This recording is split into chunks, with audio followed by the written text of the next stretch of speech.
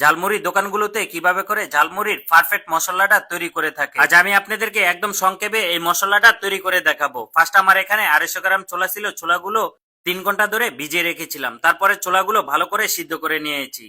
এখন একটা প্লেটের ভিতরে এখানে পেঁয়াজ নিয়ে নিলাম, তারপরে কাঁচামরিচ সাথে কিছু হলুদ সরিষা নিয়ে ভালো করে ব্লেন্ড করে নিবেন। এখন একটা বাটির ভিতরে ফার্স্টে 2 টেবিল চামচের মতো আদা রসুন পেস্ট দিয়ে দিলাম। তারপরে দিয়ে দিলাম মরিচের গুঁড়া। আমার এখানে 2 টেবিল চামচের মতো মরিচের গুঁড়া দিয়ে দিলাম। তারপরে দিয়ে দিলাম 1 টেবিল চামচের মতো হলুদের গুঁড়া। এখন দিয়ে দিলাম 1 টেবিল চামচের মতো জিরার গুঁড়া। তারপরে দিয়ে দিলাম 1 টেবিল চামচের মতো ধনিয়ার গুঁড়া। এখন দিয়ে দিলাম হাফ টেবিল চামচের মতো গরম মশলা।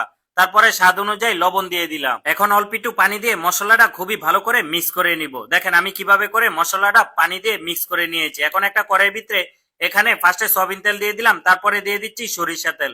অবশ্যই তেলের পরিমাণটা আপনারা একটু বেশি দিবেন। তারপরে এখানে পেঁয়াজ কুচি দিয়ে দিলাম। এখন দিয়ে দিচ্ছি এলাচ, দারচিনি, তেজপাতা। আপনাদের পরিমাণ অনুযায়ী আপনারা দিয়ে দিবেন। তারপরে যে বাটিতে মশলাটা গুলে নিছি এখন দিয়ে দিলাম। তারপরে যে ব্লেন্ড করেছি ব্লেন্ড করা মশলাটা এখানে দিয়ে দিলাম। তারপরে এই মশলাটা অনেকক্ষণ ধরে কষাই নিব, কষাতে কষাতে একদম মাখা মাখা করে নিব। তারপরে এখানে ছোলাটা দিয়ে ভালো করে কষাই নিচ্ছি। আর এভাবে করে আপনারা অবশ্যই ঝালমুড়ি মশলাটা বাসায় তৈরি করে নেবেন একদম পারফেক্ট ভাবে।